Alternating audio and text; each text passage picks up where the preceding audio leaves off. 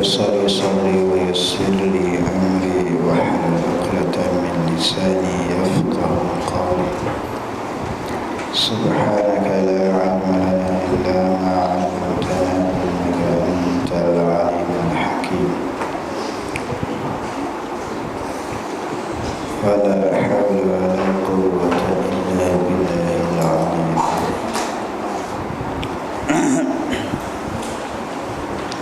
Alhamdulillah, bersyukur kepada Allah Subhanahu wa Ta'ala dapat kita bersama-sama pada pagi ini dalam majlis ini. Semoga kita tidak termasuk dalam golongan orang yang dikutuk oleh Allah Subhanahu wa Ta'ala.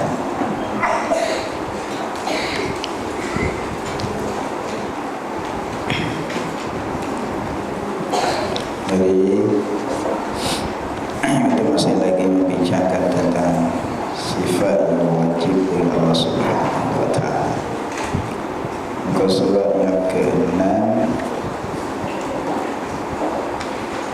barisan daripada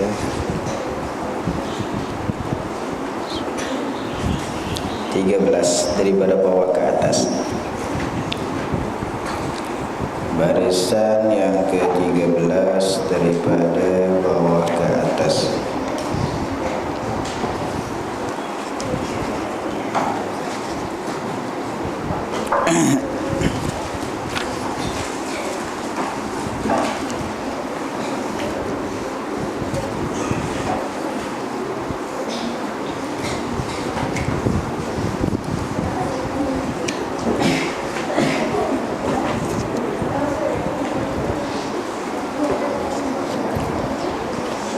Qala ma'alif rahimahullahu ta'ala, kalima qiyamuhu ta'ala binafsi. Yang kelima, qiyamuhu ta'ala binafsi, artinya berdiri Allah Subhanahu wa ta'ala dengan sendirinya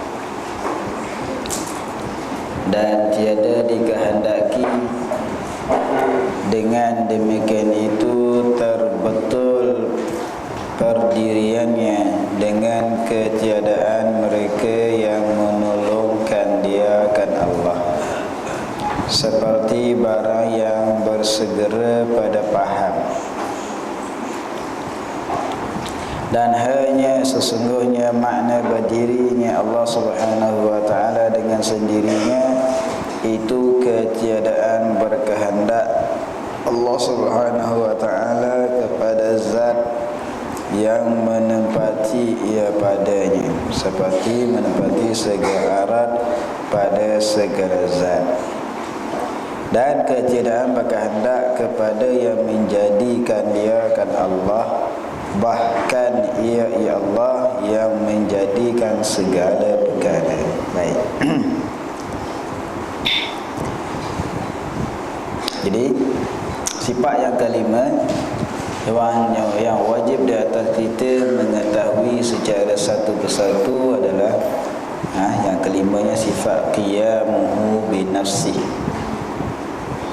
Apa maksud qiyamuhu ta'ala binafsi? Pengertian dia berdiri Allah Subhanahu wa Ta'ala dengan sendiri.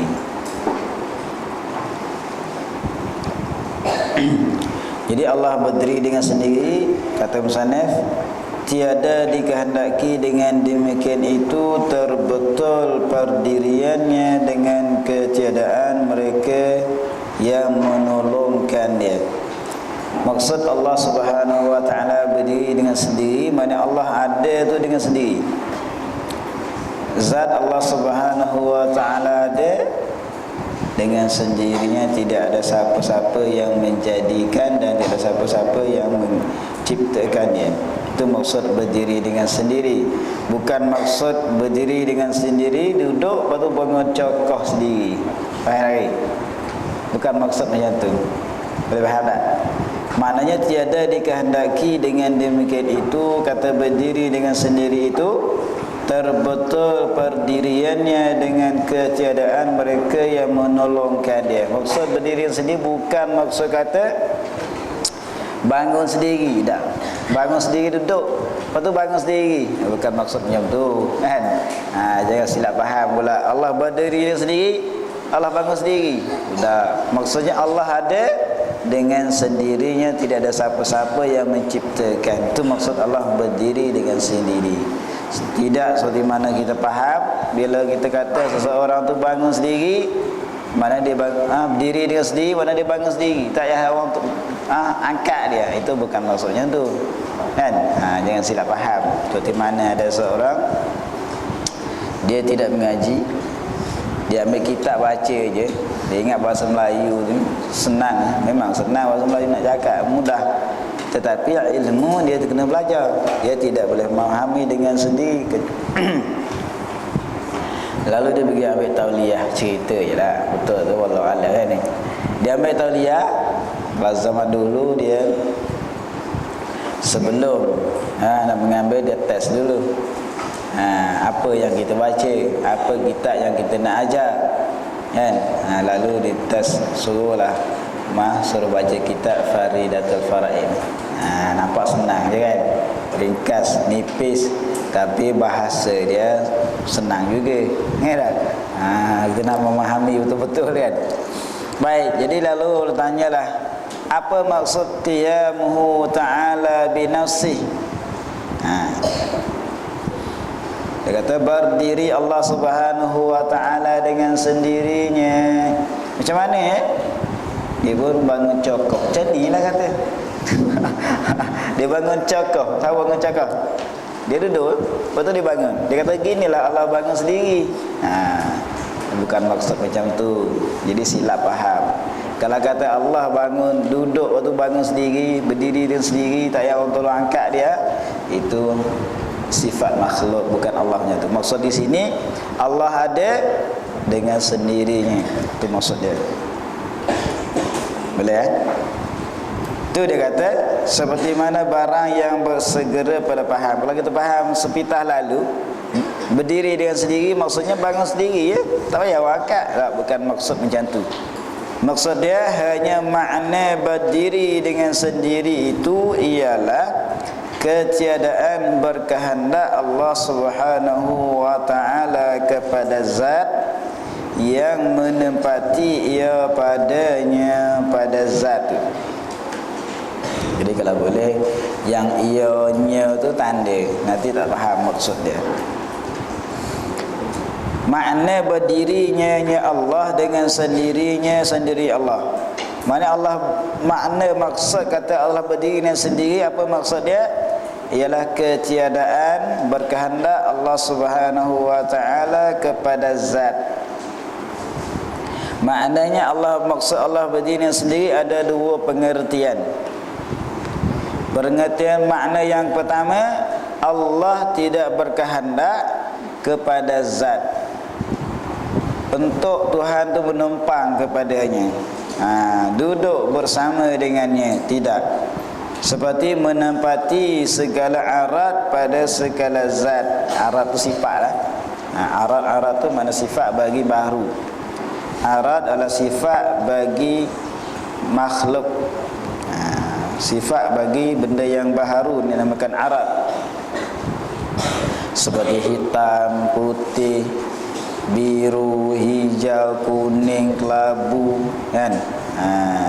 Kelabu tai ayam, kelabu tai itik, sama juga. Panjang, bulat, lepeng, itu semua sifat belaka tu. Semua ini adalah sifat bagi benda yang baharu. Jadi maksudnya Allah bukan berkehendak kepada zat, berarti Allah bukan sifat. Allah adalah zat. Jadi Allah tak perlu lagi kepada zat yang lain untuk menumpang, untuk duduk di situ. Itu maksud dia. Lain kalau sifat ni dia perlu kepada menumpang kepada zat. Sebab kalau tidak menumpang kepada zat, tidak duduk di zat, maka tidak nampak sifat tu, kan? Contoh kita katalah Bak putih ni, warna putih tu. Kalau dia tak ada zat di situ, kita nampak tak putih dia? Nampak tidak? Tak, maka tidak nampak. Berarti sifat mesti dia akan berhajat kepada zat. Itu maksud dia. Berarti Allah bukan sifat, Allah adalah zat. Kalau katakan Allah Subhanahu wa taala berhajat kepada zat, berarti Allah itu sifat. Kalau kata Allah itu sifat, macam mana dia nak menjadikan makhluk-makhluk yang lain sedangkan dia sifat? Sedangkan sifat tak boleh bersifat dengan sifat kuasa, tak boleh bersifat dengan sifat ilmu, tidak boleh bersifat dengan sifat kehendak dan seterusnya sifat-sifat ma'ani yang lain. Sebab sifat mesti ditumpah kepada zat. Mana boleh sama-sama sifat? Tak boleh. Berarti menunjukkan di sini bahawa Allah Subhanahu wa taala adalah zat. Itu satu. Itu pengertian yang pertama, makna yang pertama. Boleh faham tak? Maknanya Allah adalah zat, bukan sifat. Kalau sifat adalah dia berkehendak kepada zat yang lain. Berarti Allah tidak berkehendak kepada zat yang lain sama sekali, tidak sama sekali. Berarti menunjukkan bahawa Allah tu sendiri zat dah, tak perlu kepada berhajat kepada zat yang lain. Seperti mana badan kita, badan kita ni zat, tubuh badan kita ni tak perlu kepada badan orang lain, tak ada dah. Cuma kita hanya perlu berhajat kepada orang yang menjadikan. Siapa dia? Allah. Itu maksud dia.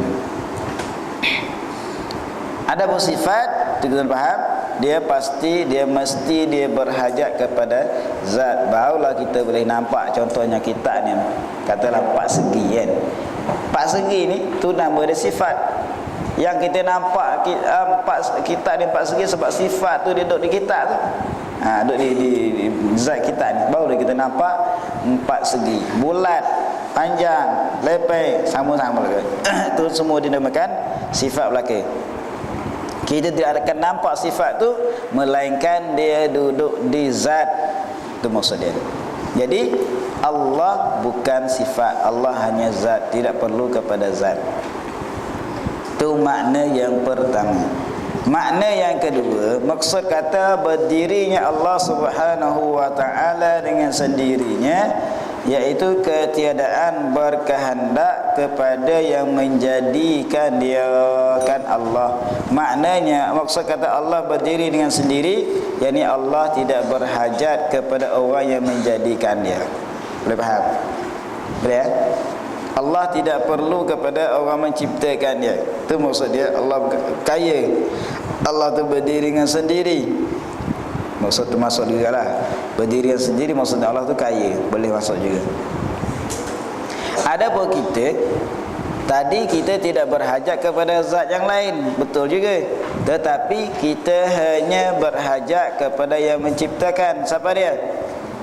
Allah. Berarti kita ni tidak boleh dikatakan berdiri dengan sendiri. Kita tidak boleh mengatakan kita ada dengan sendiri kita. Tak ada siapa-siapa yang menjadikan, tak ada siapa-siapa yang menciptakan. Itu mustahil. Faham?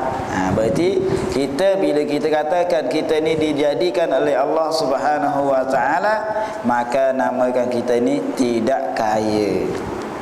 Kita ni hanya fakir. Walaupun kita ada duit jutawan sekali, berjuta-juta sekalipun, kita ada tinggi pangkat kita sekalipun, tapi masih lagi kita dinamakan al-faqir. Sebab yang kaya sebenar-benarnya adalah Allah. Sebab Allah tidak perlu kepada zat, tak perlu kepada orang lain yang menjadikannya. Sedangkan Allah adalah kaya yang sebenar-benarnya. Sebab itu kita kena memahami tentang dalam bab. Jadi maksud kata berdiri Allah Subhanahu wa taala ada dua pengertian. Yang pertama, Allah tidak berhajat, tidak perlu kepada zat. Berarti Allah itu bukan sifat. Yang kedua, Allah tidak perlu kepada yang menciptakan. Yani Allah bukan baharu. Allah adalah zat yang menjadikan, bukan zat yang dijadikan.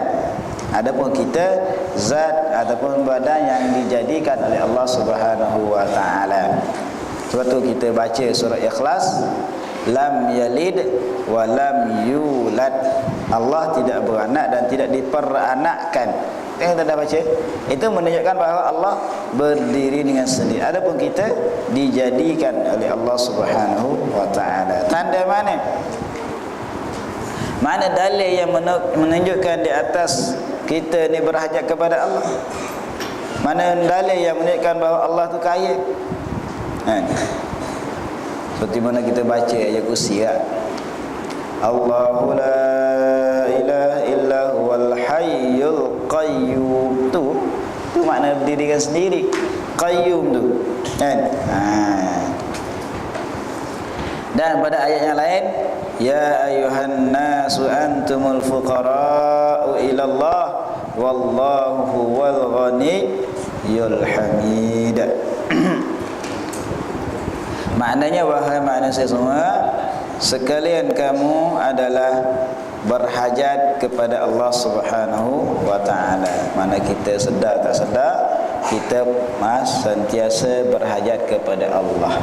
Setiap nafas, setiap minit, setiap saat sentiasa berhajat kepada Allah. Dalil mana? Mana dalil yang kita sentiasa berhajat kepada Allah? Mana bukti? Adalah tandanya kita tak sedar kan? Sedar tak tahulah. Cuba kita cek diri kita sendiri. Masa kita berjalan, masa kita tidur, masa kita makan, masa kita kerja, jantung kita gerak atau tak? Bergerak tak? Siapa yang bergerakkan? Kalau Tuhan tak bergerak, Tuhan tak bagi jantung kita bergerak, boleh makan atau tak? Boleh tidur tak? Tak boleh semua. Berarti kita sentiasa berhajat kepada Allah. Kalau kita dapat meresapkan rasa ini di dalam hati kita, insya-Allah orang itu tak akan jadi takabur, tidak akan jadi menghinakan orang lain. Sebab dia anggap bahawa dia ini adalah sentiasa berhajat kepada, tak rasa bangga diri, tak ada. Tak rasa hebat. Sebab yang hebat adalah Allah, bukan di kita. Lepas tu sehebat mana sekalipun, kita kena ingat kita sentiasa berhajat kepada Allah. Kalau kita ada kekuatan, ada tenaga, ada pangkat, kita nak buat sesuatu, nak menghina, nak mengkhianati, nak menzalimi kepada orang, kalau kita ingat bahawa kita ni berhajat kepada Allah, dia akan reda hati, dia akan turun. Sebab apa? Manakala kita nak akan pancungkan tengkak orang, kita ingat kita sendiri berhajat kepada Allah, kalau Tuhan stop masa tu, jadilah? Tak jadilah. Kita nak pukul orang, kita nak teranjang orang dan sebagainya, kalau kita ingat, tak jadi. Sebab itulah ulama, adapun orang yang sentiasa membersihkan hati, dinamakan seperti mana Allah Subhanahu wa taala sebut, inna ibadi laisa laka alaihim sultan. Sesungguhnya hamba aku, hamba sini hamba yang dikhususkan, hamba yang diiktirafkan oleh Allah Subhanahu wa taala. Kita ni hamba juga, tapi hamba qahri panggil. Hamba secara kekerasan. Kalau buat ibadat, kalau tak paksa, tak jadi. Adapun orang-orang yang hampir kepada Allah Subhanahu wa taala, dia buat ibadat bukan kerana paksaan, kerana kecintaan, mahabbah kepada Allah Subhanahu wa taala. Lalu Tuhan itu, inna ibadi laisa laka alaihim sultan. Tidak di atas kamu menguasai atas mereka. Kata syaitan, kamu tak boleh menguasai atas hamba-hamba aku ini. Betul. Nabi-nabi, para ulama arif billah dikawali, dijaga oleh Allah Subhanahu wa taala. Kalau sekiranya terjatuh maksiat, terus dia taubat kepada Allah. Dia tidak biar-biar macam tu. Dia tidak lock, kalau bahasa Kelantan tiap rasa biar tak bertaubat, tidak. Dia terasa, nampak terus, Tuhan bagi terus kifarat ataupun teguran. Bukan dia tak melakukan langsung ada apa nama kesalahan. Ini ceritanya dia ada 4 sifat. Di antaranya sifat faqri, sifat sentiasa berhajat kepada Allah. Di hati dia. Sebab itu dia tidak berasa bangga dirinya. Walaupun dia ada pangkat, dia ada kekayaan, dia ada jutawan, tetapi rasaan di dalam hati dia tak ada. Hak zahir ni ada lah, itu tak ada masalah. Hak dalam di hati ni. Baik, berarti kita kena yakin bahawa yang kaya, yang sebenar-benarnya adalah Allah Subhanahu wa taala. Sebab Tuhan sebut wallahu huwal ghaniyyul hamid, Allah sahajalah yang kaya lagi terpuji. Betul, di sini Tuhan kaitkan dengan al-kaya yang terpuji. Ini menunjukkan bahawa Allah bukan kaya yang dicela. Sebab kaya ada dua. Ada orang kaya yang dicela, ada yang kaya yang dipuji. Jadi kaya yang dipuji macam mana? Mana digunakan kekayaan dia tidak kena pada tempat yang dilarang oleh Allah Subhanahu wa taala. Digunakan untuk fi sabilillah, suka menderma, suka buat kebaikan, dia membelanjakan di jalan Allah pada tempat-tempatnya, bukan dibeli benda-benda yang melalaikan, tidak membelikan benda-benda yang dilarang oleh Allah Subhanahu wa taala. Kalau jenis kita ni suka beli benda yang tidak ada faedah, lebih-lebih lagi boleh mengganggukan orang lain. Mana? Mercun lah bagi. Tengah semayang tu baik mercun. Pak insan, Pak Imam. Baik.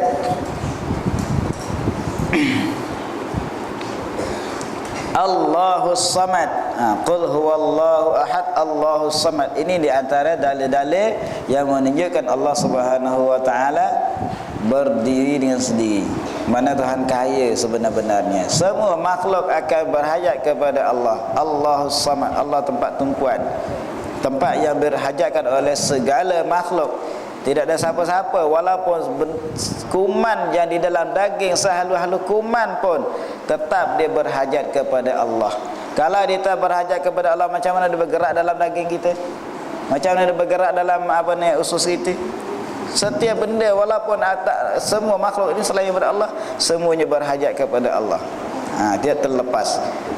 Cuma rasa tak rasa itu hal lain. Tapi hakikatnya semua berhajat kepada Allah. Itu keyakinan kita. Itu dari segi i'tiqad, pegangan. Tapi ada pun dari segi perjalanan hati, supaya hati itu rasa berhajat itu kena usaha. Dia tidak boleh mari dengan sendiri. Dia kena usaha, rasa kita itu berhajat kepada Allah. Rasa kita ni adalah sentiasa berhajat. Dah boleh rasa ni, masya-Allah. Kan? Seperti mana kipas dan lampu ni, dia rasa dia sentiasa berhajat kepada Swiss. Kalau tutup Swiss, hidup tak? Tak hidup. Swiss.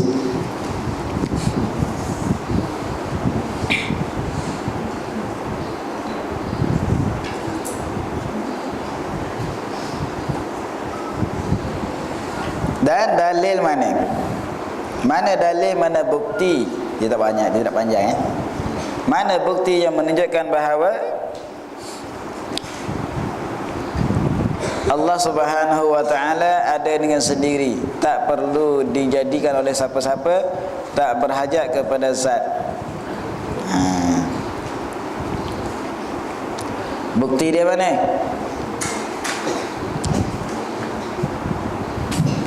Dia kata bukti belum lain, dah mustahil lah. Dan mustahil lawannya berkehendaknya Allah kepada zat, yakni Allah tu sifat. Mustahil maknanya benda perkara yang tak diterima oleh akal bahawa sabit tu benda tu. Berarti kalau kata Allah Subhanahu wa taala tu sifat, maka kita tidak terima, kita tolak sama sekali. Dan yang kedua, mustahil juga Allah berkehendak kepada yang menjadikan. Mustahil Allah berkehendak kepada yang menciptakan dia, maka itu mustahil. Sedangkan dia sendiri yang menjadikan, macam mana dia ada berhajat kepada orang lain, itu mustahil. Itu di segi pegangan kita. Jadi mana dalil, mana bukti yang menunjukkan bahawa Allah Subhanahu wa taala berdiri dengan sendiri ataupun ada dengan sendiri? Allah tu Maha Kaya. Bahawasanya ini dalil akal. Dia dalil akal ni, dalil ni dia ada dua dalil, dalil naqli dan dalil akli. Dalil naqli dalil Al-Quran atau hadis. Dalil akli dalil akal. Betul. Kata setengah ulama wajib mengenal Allah Subhanahu wa taala dengan akal. Ada je. Jadi kalau orang tak ada akal, tak wajib. So dia tak ada akal nak kenal macam mana? Dan kata setengah ulama, mengenal Allah Subhanahu wa taala syarat mewajibkan kita kena kenal. Awwaluddin ma'rifatullah. Berarti dua-dua.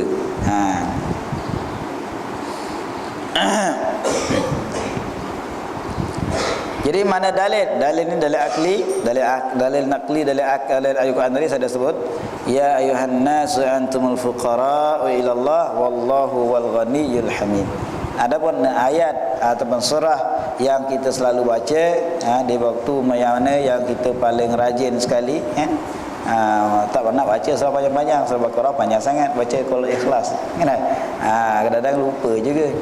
Nak tidur pun nak baca 3 kali pun berat, kan? Tapi kalau nak sembang sebelum nak tidur tu okey kan? Tapi nak tidur baca Qul 3 kali je. Nabi kata, kata Syekh Aisyah tak silap, kamu baca 3, kalau boleh mampu tak baca Quran seluruh satu khatam Quran setiap malam? Tak mampu. Daripada Isyak habis satu khatam, mampu tak gagal? Boleh mampu tak? Saya tak boleh mampu, tak boleh jawab, memang tak mampu. Nak baca 1 juzuk pun Allah berat sungguh, kan? Apatah lagi nak baca 30 juzuk, kan? Jadi Nabi suruh bacalah Qul huwallah 3 kali, sama dah kita baca 30 juzuk Al-Quran. 3 kali je, tak panjang pun, kan? Jangan baca laju sangat. Ni baca laju pun tak boleh juga, tak kena pula nanti. Baca yang betul. Jadi bacalah Qul huwallah 3 kali, sama pahala dia dengan 30 juz Al-Quran. Jadi ayat mana yang kita baca? Qul huwallahu ahad Allahus samad, itu tanda dia. Itu dalil yang menunjukkan Allah tu tidak berhajat kepada makhluk. Allah Maha Kaya, Allah berdiri dengan sendiri. Ini mana dalil? Dalil qiyamuhu ta'ala bi nafsih. Walaupun dalam Quran tak sebut qiyamuhu bi nafsih, tapi makna ayat tadi menunjukkan bahawa Allah tu kaya, mana berdiri dengan sendirilah. Dan ayat dalam ayat kursi yang kita selalu baca juga. Sebelum tidur kena baca lah ayat-ayat ni untuk peninding kita. Siapa-siapa baca ayat ni insya-Allah selamat, tak kena kejar hantu di waktu malam nanti. Ni siapa-siapa takut hantu, baca ayat kursi insya-Allah. Waqaf 9. Bukan Wali Songo, Waqaf 9. Kalau tak jumpa wakaf, pergi tapi jalan raya ada wakaf kat situ, lupa. Jadi baca Allahu la ilaha illa huwal hayyul qayyum. Qayyum tu maksud dia Allah berdiri dengan sendiri, Allah ada dengan sendiri, tidak ada siapa-siapa yang menciptakan. Itu dalil dia. Jadi ulama ambil daripada situ qiyamuhu ta'ala bi nafsih, tu je. Betul orang Wahabi kata mana ada dalam Quran sebut qiyamuhu bi nafsih, wahdaniyah memang tak sebut pun, tapi maksudnya sama. Betul, ulama-ulama yang mengarang ni bukan buat dengan sendiri, bukan karangan membaharukan ilmu, tak. Adalah ini dicedokkan daripada Al-Quran dan hadis. Itu kita faham. Dia kata kita belajar ilmu Usuluddin, ilmu Yunani Greek, masya-Allah, ilmu kapi. Ya Allah akbar. Tak ada dalam Islam. Ini berat. Habis. Kalau tak ada dalam Islam, takkan ulama-ulama dulu belajar ilmu tauhid, Takkan Imam Abu Hasan Asy'ari mengadakan ilmu ni, kalau macam tu sesat dia. Dialah yang bertanggungjawab, dialah mula-mula sekali mengasaskan, mana mengistimbatkan, keluarkan satu ni. Dikata ilmu tauhid, ilmu usuluddin, mengaturkan susunan ni. Dialah yang mula-mula. Memang kalau di segi asalnya daripada Nabi lagi, Nabi ajar para sahabat supaya bertauhid kepada Allah, supaya berpegang bahawa Allah tu Maha Kaya. Allah tu adalah bersifat dengan kuasa. Memang tak secara apa yang kita belajar, yang pertama, yang kedua, yang ketiga tak ada. Tapi secara kita tengok di segi pegangannya dah ada dah, cuma tak disusunkan sahaja. Seperti mana kita belajar ilmu fiqh, tak disusunkan. Zaman Nabi dia tahu dah hukum hakam seperti para sahabat. Kalau dia ada kekeliruan di tentang hukum, dia tanya Rasulullah direct.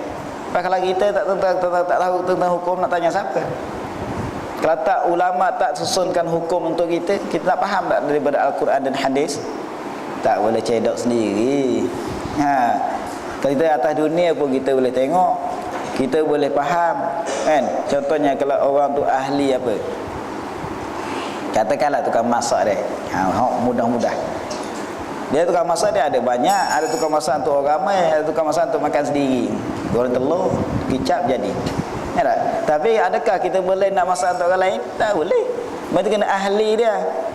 Bila dia ahli dia, dia tahulah macam mana cara memasaknya, berapa banyak bahan-bahan dia, berapa ramai untuk orang makan. Maka dia tahu. Berarti pulanglah kepada ahli dia. Jadi kita tidak boleh, alah masaknya ni aku boleh masak je, try masak je. Tak sedap juga kan. Maknanya macam itulah ilmu hukum. Bukan senang-senang kita keluar hadis, semua dalam hadis dalam Quran kita nak cedok sendiri, kita nak pegang sendiri, celaru habis dalam hukum hakam. Betul lah, ikutlah saluran yang dijalankan oleh para ulama, maka selamat kita. Kita pergi jalan raya, jalan highway itu ada berapa jalan, ada berapa lorong? Katakanlah ada 4 lorong. Bolehkah kita nak pergi ke sana ke sini, ke sana ke sini? Langgau habis. Marah kau orang tak? Berarti kita kalau duduk lorong mana, lorong tu ya. Lainlah kalau tak ada orang. Macam itulah dalam hukum itu mazhab mana mazhab tu, kecuali ada sebab-sebab yang membolehkan. Contohlah kita pergi Mekah, katakan nak elak daripada sentuh orang perempuan, nak ikut mazhab lain, katakan. Mana adalah jalan, tapi jangan bercelaru. Yang kata tak ada mazhab, campur aduk habis. Itu memang tak boleh. Betul maksud. Baik. Jadi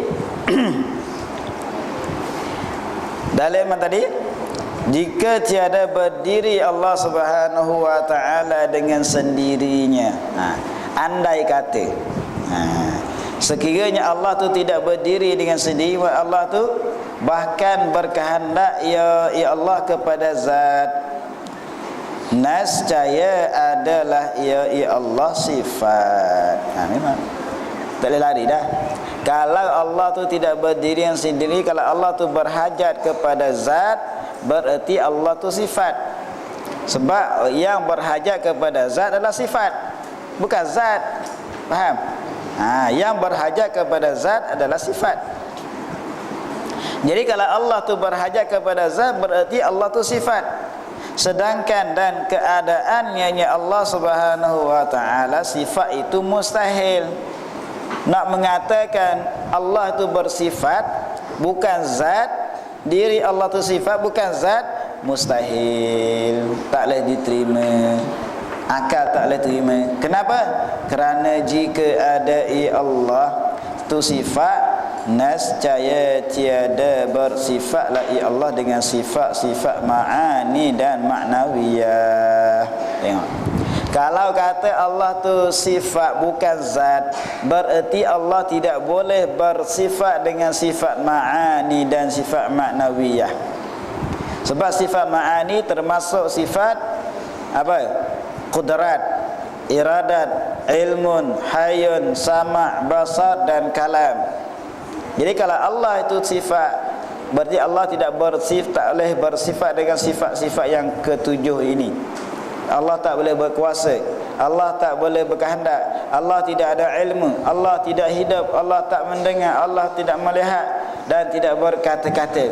Jadi kalau sekiranya Allah itu tidak boleh bersifat dengan sifat ma'ani, itu mustahil sama sekali, tak boleh diterima sama sekali. Sebab alam ini sudah jadi, diri kita pun sudah ada, menunjukkan bahawa Allah ada kuasa. Bila Allah ada kuasa, berarti Allah tu bersifat dengan sifat kuasa. Berarti Allah bersifat dengan kuasa, berarti diri Allah tu adalah zat, bukan sifat. Itu maksudnya. Itu yang pertama. Dan iaitu tiada bersifat Allah dengan sifat ma'ani tu. Tu kena jaga iaitu tu. Nanti tak jumpa. Iaitu kat sana dah. Tak jumpa nanti. Dan iaitu tiada bersifatlah Allah dengan sifat-sifat ma'ani tu. Batil, tidak sebenar. Batil mana tak sebenar, bukan tidak sebetulnya. Kerana menunjukkan berapa dalil atas bersifatnya Allah dengan sifat ma'ani dan ma'nawiyah. Wallahu ala kulli syai'in qadir. Allah di atas tiap sesuatu maha kuasa. Ini menunjukkan Allah tu berkuasa. Bila berkuasa berarti zat Allah bersifat dengan sifat kuasa.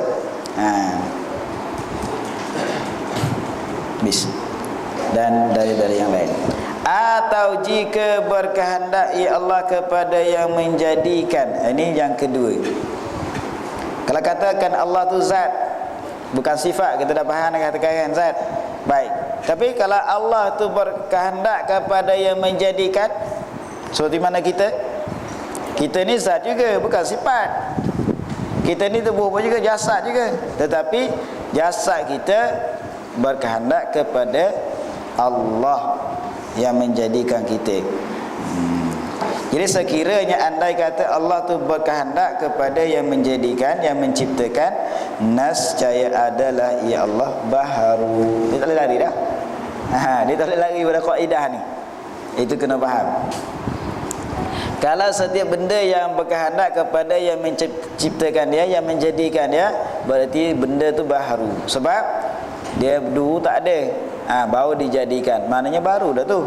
Jadi kalau Allah itu dijadikan, berarti Allah tu baru juga. Sedangkan setiap benda yang baru, dia ada perubahan. Kullu hasidin mutaghayyiran. Setiap benda yang baru, dia akan berubah. Habis. Dan iaitu Allah itu baru tu mustahil, kerana telah terdahulu wajib qidamnya Allah Subhanahu wa taala. Itu mana kita dah, dia setiap sifat ni ada kaitan. Dia tidak lepas je, mana dia ada kaitan, dia berawal sampai ke hujung. Mana tidak lepas.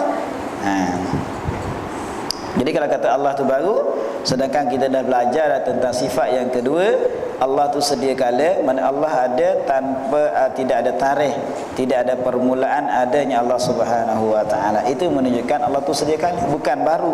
Jadi kalau kata Allah itu perlu kepada yang menjadikan, berarti Allah tu baru. Itu mustahil. Maka sabitlah berdirinya Allah dengan sendirinya. Kita dah faham bahawa Allah itu bukan baharu.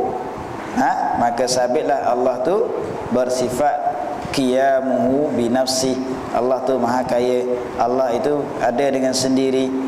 Dan apabila sabit demikian, itu demikian berdirinya Allah Subhanahu wa taala dengan sendirinya, kita dah tetaplah di hati kita, di iman kita, apa kita berpegang dah di hati kita bahawa Allah itu berdiri dengan sendiri. Mustahillah lawannya, iaitu lawannya apa? Berkehendak kepada zat dan berkehendak kepada yang menjadikan. Itu kesimpulannya lah.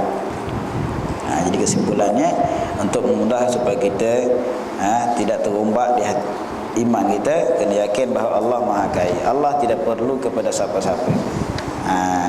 Macam mana?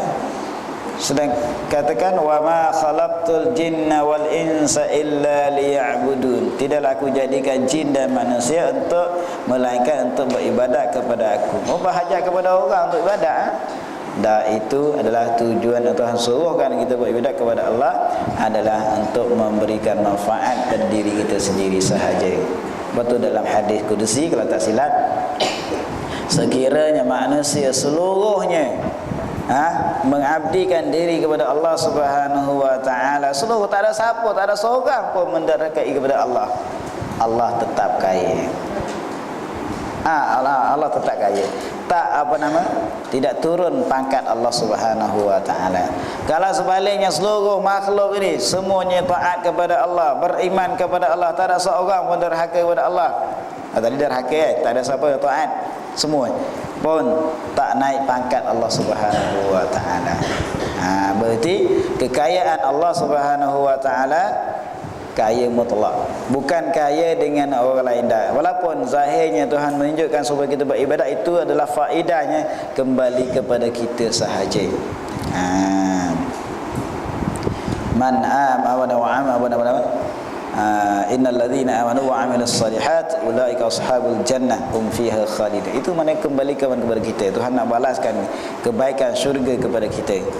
Tetapi sebaliknya, kalau kita melakukan benda yang tak baik, benda yang dilarang oleh Allah Subhanahu wa taala, maka balasan jahat terhadap kita sendiri. Itu adalah keadilan Allah Subhanahu wa taala, bukan kezaliman. Jadi walaupun setinggi mana kita ibadat kepada Allah, sedikit pun tak naik pangkat Allah. Walaupun semua makhluk pakat menderhakai Allah Subhanahu wa taala, tak taat kepada Allah, adakah Tuhan jatuh? Tak, sedikit pun tak jatuh. Adapun kita tak. Kita ni lain. Bis. Boleh ya? Boleh berharap agak. Dan yang keenam, wahdaniyah. Yang keenam, sifat yang keenam yang wajib di atas kita mengetahui satu persatu adalah wahdaniyah. Artinya keesaan Allah Subhanahu wa taala pada zat, pada sifat dan pada af'al. Ini pun perlu kita kena memahami juga. Walaupun zahirnya kita dilahirkan dalam keadaan Islam, tetapi iman tidak boleh mewarisi. Berarti perlu kita kena belajar tentang akidah ini. Takut-takut kehidupan kita harian, seperti mana Nabi kata, pagi dia beriman, petang dia menjadi kufur. Petang jadi kufur, jadi iman, pagi jadi kufur. Sebab apa? Sebab iman dia tidak tetap. Betul lah, perlu kita kena belajar supaya iman kita tetap. Ini tentang keesaan, banyak berlaku jadi syirik. Jadi kita bahas insya-Allah pada masa yang akan datang, kalau izin Allah Subhanahu wa taala. Wallahu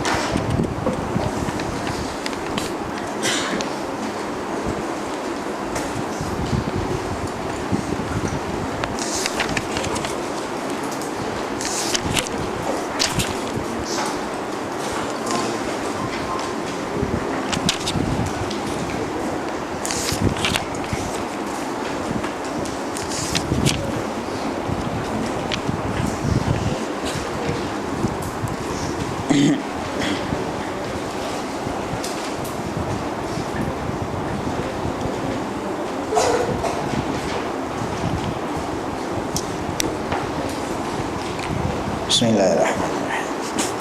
Pada muka surat 10 muka surat 10 ayat yang keberapa? Yang pertama, yang kedua, yang ketiga, yang keempat, yang kelima. Qala al-mu'allif rahimahullah ta'ala, kata musannif, kata ulama, bahwasanya Allah menjadikan ia akan lidah bagi engkau supaya membaca engkau dengan dia dengan lidah akan Al-Quran dan hadis Nabi SAW dan segala zikir dan pengetahuan dan supaya mengajak engkau dengan dia akan ilmu yang memberi manfaat. Jadi di antara nikmat yang Allah berikan kepada kita adalah kita dapat bercakap dengan gunakan lidah. Lidah kita boleh bercakap, dengan sebab itu kita gunakan dengan baik. Jadi di antara cara kita nak gunakan dengan baik, kita kena belajar. Baru kita tahu hak mana baik, yang mana tak baik. Kalau kita tidak belajar dalam ilmu tasawuf, maka kita tidak tahu hak mana baik, hak mana tidak baik. Orang tahu baik itu di segi zahir saja. Tapi kebaikan di sisi syarak. Syarak yang menghukumkan hak ni baik dan hak ni tak baik. Jadi kita gunakan nikmat yang Tuhan berikan kepada kita, kita dengan baiklah. Supaya apa? Tujuan di antaranya bukan hanya kita bercakap untuk benda kebaikan di dunia sahaja, untuk ke akhirat juga, supaya kita mengajak engkau dengan dia akan ilmu yang memberi manfaat. Jadi kalau kita ada ilmu, walaupun sedikit pun tak apa, kita sampaikan supaya kita dapatkan lidah tu menjadi saksi kita di akhirat nanti. Ya Allah, digunakan aku untuk mengajarkan orang. Suatu Nabi kata, balighu anni walau ayah, sampaikan daripada aku walaupun satu ayat. Satu ayat, bukan satu perkataan. Satu ayat yang memberi faham. Jadi itu maknanya kita gunakan, sampaikan. Kalau kita pandai Fatihah aja, ajarkan orang Fatihah. Jangan tunggu sampai habis Quran nanti. Jadi ilmu sampaikan dia tidak ada had. Tidak menjadi ulama baru nak mengajar, tidak. Mengikut tahap kita, mengikut kemampuan kita setara mana. Best. Dan yang kedua, menyuruh engkau dengan kebajikan. Maknanya amrun bil ma'ruf. Kita mengajakkan orang lain untuk melakukan kebaikan. Lepas tu Nabi kata, ad-dalu 'alal khairi kafa'ilih. Orang yang menunjukkan kebaikan seperti mana orang yang melakukan juga. Berarti kita suruh orang, kita ajak orang buat kebaikan. Jadi kalau orang tu dapat melakukan kebaikan apa seperti mana kita suruh, maka kita pun dapat pahala sama. Tidak untung ke? Kita sendiri pun buat, dia pun buat. Berarti kita dapat dua, dia dapat satu. Hak mana beruntung? Berarti kita kena pakatlah ajak, pakat suruh, barulah sama-sama kita dapat mendapat keberkatan rahmat daripada Allah Subhanahu wa taala. Jangan kita rasa kita sahaja yang melakukan, sedangkan saudara-saudara kita, jiran-jiran kita tak buat. Maka jangan kita anggap bahawa kita selamat. Bila Tuhan turunkan bala, tidak kena dia saja, pas kita pun rasa juga. Itu kena jaga baik. Berarti kalaulah kawasan kita, kampung kita, rumah kita sendiri pun, kalau anak-anak kita, isteri-isteri kita tidak melakukan perkara yang disuruh oleh Allah Subhanahu wa taala, kita sahaja yang pergi masjid, kita sahaja yang tutup aurat, maka bila bala turun, bukan kita, bukan dia sahaja, kita pun kena. Berarti kita sebagai pemerintah di dalam rumah, maka kita kena pastikan isteri kita selamat, anak-anak kita selamat daripada perkara-perkara yang dilarang oleh Allah Subhanahu wa taala. Jadi antara cara kita nak menyelamatkan mereka, kena berikan kepahaman tentang agama, baru mereka selamat. Barulah dia jaga diri sendiri. Kalau kita nak jaga 24 jam bukan lembu. Nak jaga 24 jam bukan ayam. Senang je kalau kita nak jaga ayam, nak jaga lembu. Masuk dalam kandang, kunci, dia tak lari ke mana dah. Tetapi manusia dia tidak boleh macam tu. Berarti kita kena berikan kunci dia, iman di hati. Tu dia, selamat. Kita pergi ke mana, luar negara mana pun, dia akan selamat. Sebab apa? Dia ada iman di hati dia. Dia tidak akan melakukan perkara-perkara senang-senang dengan ikut hawa nafsu dia. Macam itulah. Jadi kita kena suruh baik. Jadi kena ajak, kena suruh. Jadi kalau kita dapat melakukan, sekiranya la yahdiyallahu bika rajulan, sekiranya Allah memberikan hidayat dengan sebab engkau akan seorang laki-laki, lebih baik dari kamu daripada kamu mensedekahkan seekor unta yang merah, kata Nabi kepada Sayyidina Ali. Tengok, Kalau zaman dahulu, kalau unta merah ni macam harga yang kereta yang paling mahal di atas dunia ni, harga berapa? Kita apa?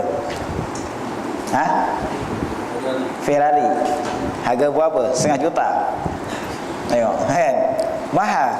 Berarti kalau seseorang tu dapat hidayat, dapat kembalikan ke jalan Allah Subhanahu wa taala dengan kita ajak je yang berhidayah Allah, kan? Maka lebih baik daripada kita sedekahkan Ferrari sebiji kat saya. Oh, besar tapi kalau bagi okey kan. Baiklah, nak ceritanya lebih besar pahala dia. Kalau sedekah tu lagi bagus kan. Baik, jadi maknanya kita kena pakat ada tanam dalam hati kita, ada suruh mengajak. Itu maksud dia. Berarti kita sekarang ni zaman mudah. Kita gunakan kemudahan yang Tuhan bagikan kepada kita. Apa? Zaman dahulu perlu ke kena pakai mic awak jalan kereta. Malam ni ada kuliah, malam ni ada ceramah katakan. Ada ngajar, sekarang tekan tangan je. Tak, tekan je. Seluruh dunia boleh tahu. Bukan setakat ada kat Malaysia saja, seluruh dunia boleh tahu, tekan. Itu maknanya kita gunakan kebaikan, kemudahan yang Tuhan bagi. Tapi kalau kita tak pandai guna, mudarat juga. Tekan juga dapat dosa, tekan juga dapat pahala. Nampak? Kita pandai gunalah. Gunakan dengan kebaikan.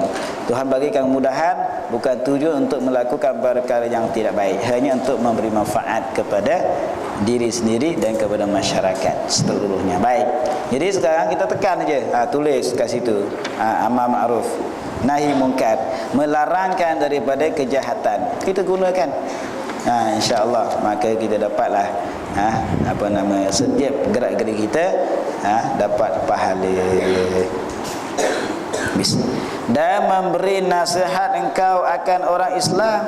Gunakan lidah kita untuk menyuruh kebaikan, gunakan lidah kita untuk melarangkan dari orang daripada melakukan kejahatan. Ini pun sama juga.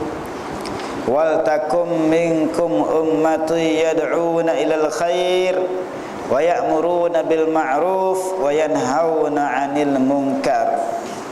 Hendaklah kamu jadi satu umat, satu kumpulan, satu puak dari kalangan kamu, sebahagian daripada kamu, kata setengah ulama sebahagian, kata setengah kalangan kamu juga, menyuruhkan kebaikan dan menyuruhkan buat ma'ruf dan melarang daripada kemungkaran. Ini larang daripada kemungkaran ni dia ada 3 cara. Tengok pada kemampuan kita lah. Seperti mana Nabi sallallahu alaihi wasallam bersabda dalam satu hadis, "Man ra'a minkum munkaran falyughayyirhu biyadihi." Siapa-siapa yang melihat akan kemungkaran, maka hendaklah dia mengubahkan dengan tangannya. Ra'a sini kata ulama ada 2, yang sama ada dia melihat ataupun dia mengetahui. Bukan semata-mata melihat saja tak. Mengetahui pun tak boleh, tak kena cegah juga. Kalau sekiranya dia tahu berlaku kemungkaran di luar di mata dia, tapi wajib juga dia kena cegah.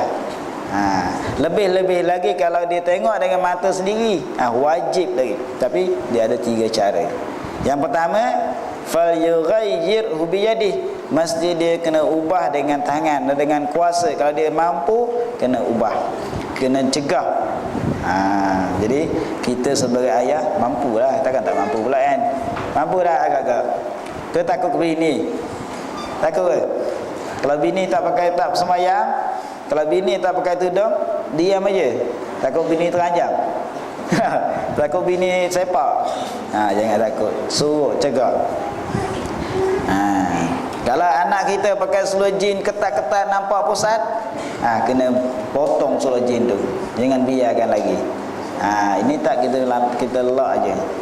Yang sedihnya, ayah pakai kain, pakai baju Melayu, pakai kupiah, bawa balik semayang, hantar anak naik bas, anaknya pakai seluar jin ketat, t-shirt yang pakai baju adik-adik dia punya, anak tak pakai tudung, ayah rela. Tengok, insya-Allah kan. Kita pergi sembahyang tadi, tapi kita tengok anak kita tak pakai, tak tutup aurat, terdadah aurat, ataupun pakai tapi pakai yang tidak ikut syarak, kita biar saja, maka dapat juga habuan dosa anak kita buat. Kita sanggup ke tidak?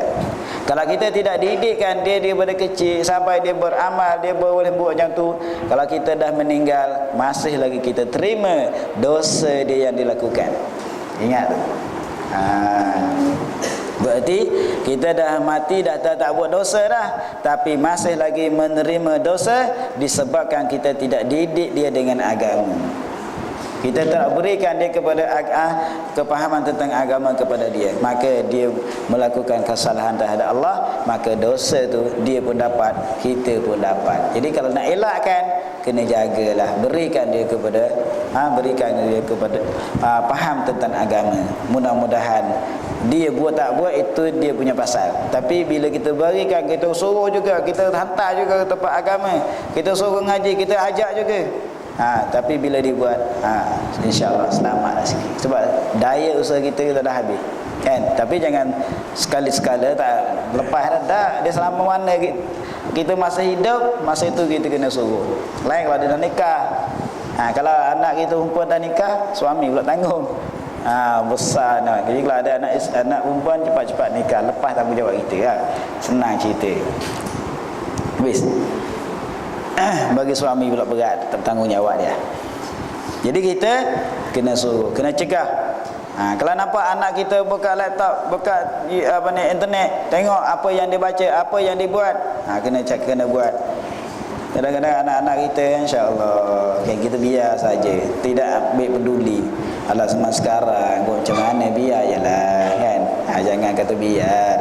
Nanti anak kita kahwin dengan orang putih kan bahaya nanti. Waktu sekarang sampai orang putih kat sana pun boleh kenal anak kita kat sini. Sebab apa? Sampai dicium laptop sekali. Sayang. Ini bahaya. Yang lebih teruknya, dakwah Kristian tu. Itu yang kita yang bahaya tu, yang kita takut. Dakwah Kristian dia melalui internet, melalui rakan-rakan, melalui Facebook tu, untuk menarikkan nama Islam kepada agama mereka. Itu kena jaga. Baik. Yang pertama, yang kedua, fa illam yastati' fa bilisanih. Kalau tak mampu juga dengan lidah, tegur dengan lidah. Nasihat. Ni maksud kata nasihat. Tegur. Kalau tengok cegah dengan tangan tak boleh, bahaya kan. Cegah dengan kuasa, tak ada kuasa. Kita nampak budak-budak rempit bawa awet-awet dia, kita nak pergi cegah seorang-seorang. Mampu kita nanti. Lain kalau ada ilmu kepal ya. Sampai ada setengah, bila dicegah, dia pula datangkan satu kumpulan, serangkan rumah seseorang itu. Ni bahaya zaman sekarang. Zaman dulu kalau dia nampak orang alim, dia takut, dia lari. Syaitan tu dia lari. Sekarang ni syaitan kuat. Seorang orang tu boleh ibarat setitik madu diurung oleh banyak lalat. Habis. Jadi ceritanya, cegahlah, gunakan lidah, nasihat kita. Tak mampu juga, nampak awet-awet duk berdua-duaan, ramai pupuk dia, kita nak pergi nasihat seorang-seorang, pergilah, rasa kalau kuat iman kan. Takut sebiji lekat kat tangan muka kita, takut dia khianat anak isteri kita. Kalau mungkin kita ni dia tak mampu nak buat kat kita, tapi takut anak-anak kita dia berjalan, takut isteri kita berjalan dia berkhianat. Takut tu pula zaman sekarang ni, tak bukan boleh kira kan. Kita cegah dengan hati. Cegah fa illam yastati' fa biqalbi. Tidak mampu dengan hati. Wa dzalika ad'aful iman. Itu selemah-lemah iman pun tak apa dah.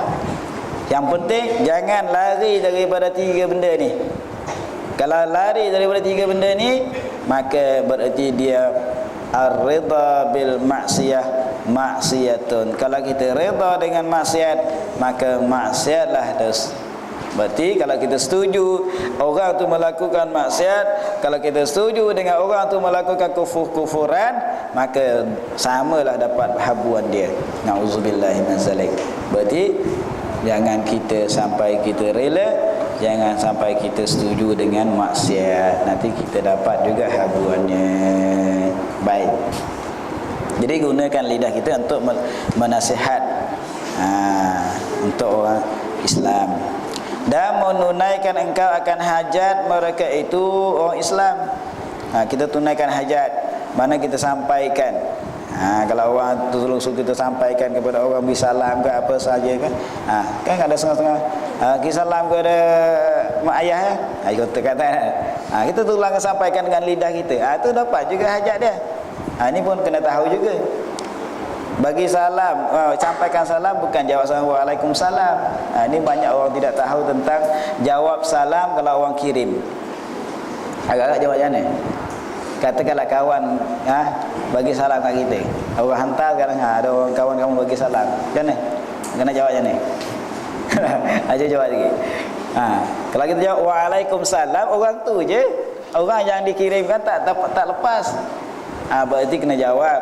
Kalau seeloknya wa'alaika wa'alaihis salam. Hi itu kepada orang yang kirim tu. Faham? Boleh ya?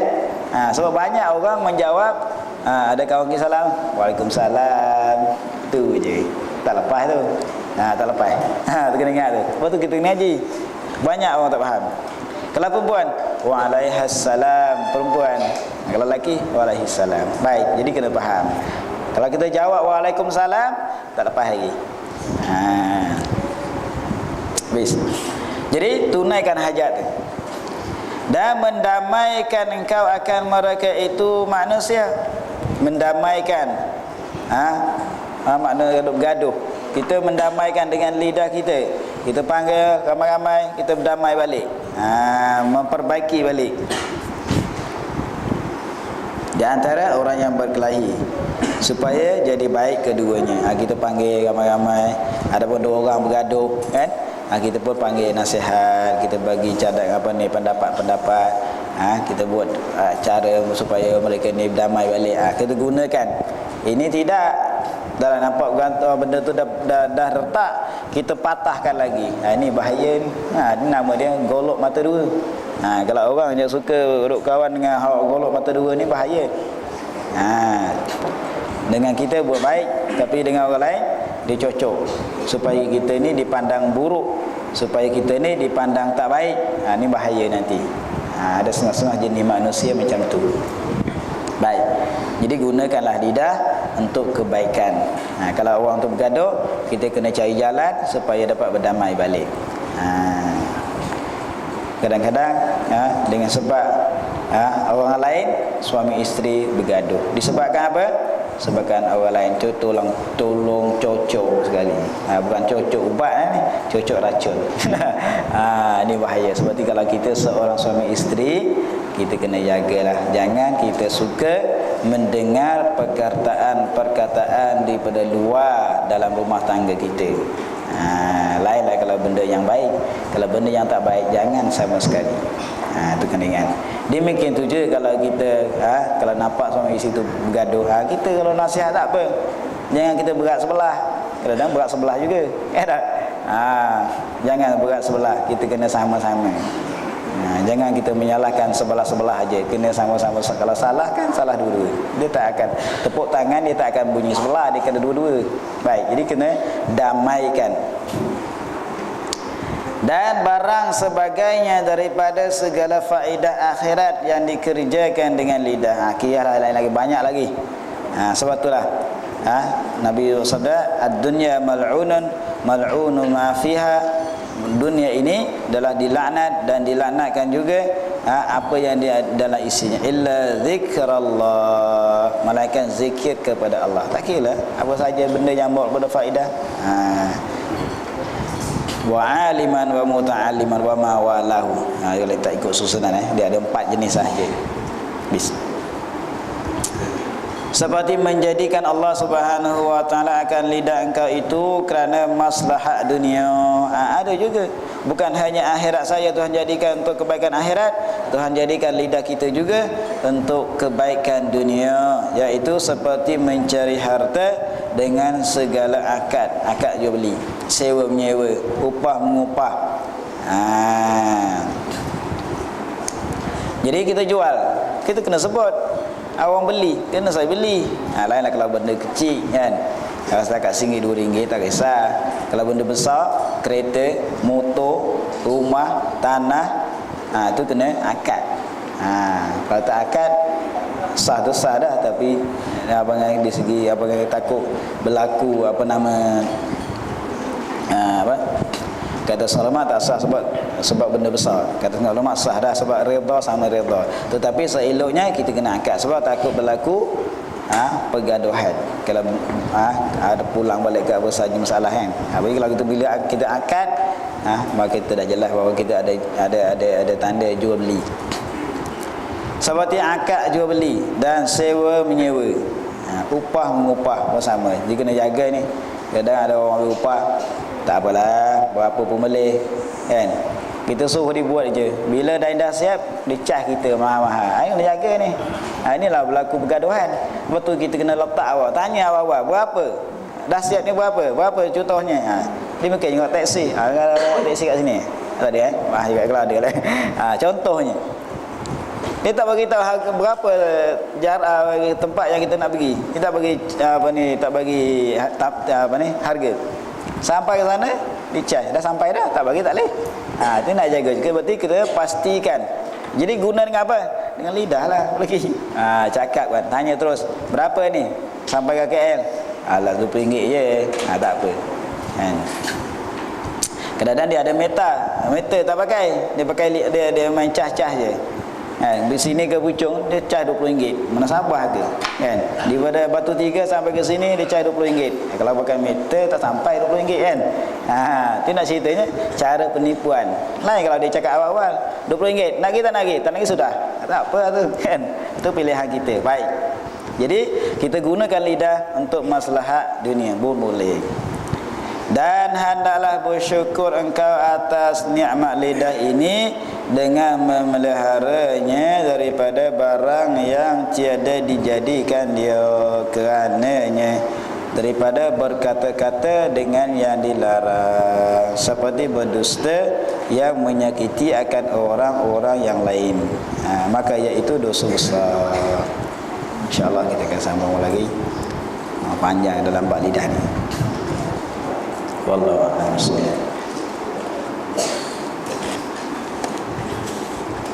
Bismillahirrahmanirrahim. Wassalatu wassalamu Allahumma anfa'na bima 'allamtana wa 'allimna ma yanfa'una. Allahumma arzuqna fahma nabiyyin wa hifdzal mursalin wa ilhamal malaikatil muqarrabin bi rahmatika ya arhamar rahimin. Walhamdulillahi rabbil alamin.